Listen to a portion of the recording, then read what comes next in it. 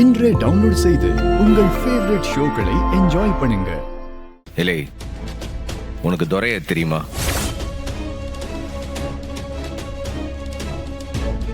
துரைய உனக்கு எப்படி தெரியும்? நான் உன்னை என்ன கேட்டேன் தெரியுமா தானே கேட்டேன். அது யாருடா துரை? இது வரைக்கும் கேள்விப்படாத பேரா இருக்கே. அண்ணே, யாருன்னு இந்த துரை? இல்லை, மாலதியோட கூட பிறந்த அண்ணன் அவன். ஏதோ பெரிய குத்தம் பண்ணிட்டு ஜெயில தண்டனை அனுபவிச்சிட்டு இருக்கான். இல்லை, 2 நாள் முன்னாடி அறிவழகனை ஏதோ ஹார்ட் செக்அப்னு ஹாஸ்பிட்டலில் கொண்டு வந்து சேர்த்தாவலா? ஆமா.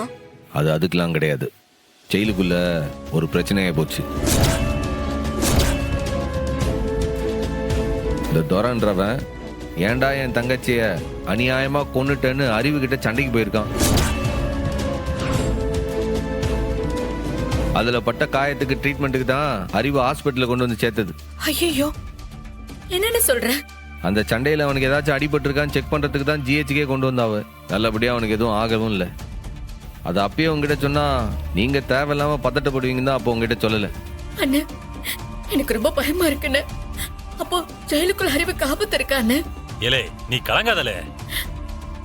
இப்ப 2 பேரையும் வேற வேற பிளாக்ல போட்டாச்சு. இப்ப அறிவுக்கு எந்த ஆபத்தும் இல்ல. இல்லை, உனக்கு இந்த துரையை பத்தி வேற என்னல தெரியும்?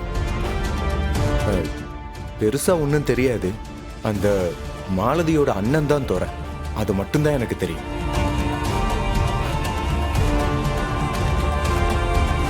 மாலதி ஒன்றும் அவ்வளோ கெட்ட பொண்ணுலாம் இல்லை. முதல்ல மாலதியை வந்து அறிவை காதலிக்க சொல்லி தான் அனுப்புனாங்க. ஆனா உண்மையிலேயே அறிவு மேல மாலதிக்கு காதல் வந்துருச்சு. நானே அதுக்கு பல தடவை அவளை திட்டியிருக்கேன், சண்டை கூட போட்டிருக்கேன். பாரதி மட்டும்தானே கொலை பண்ணா? அதுக்கு அறிவு என்ன பண்ணுவார? அதெல்லாம் சரிதான். அவ அறிவு கிட்ட இந்த விஷயத்த சொல்றதுக்குள்ள மாலதியை கொன்னுட்டாங்க.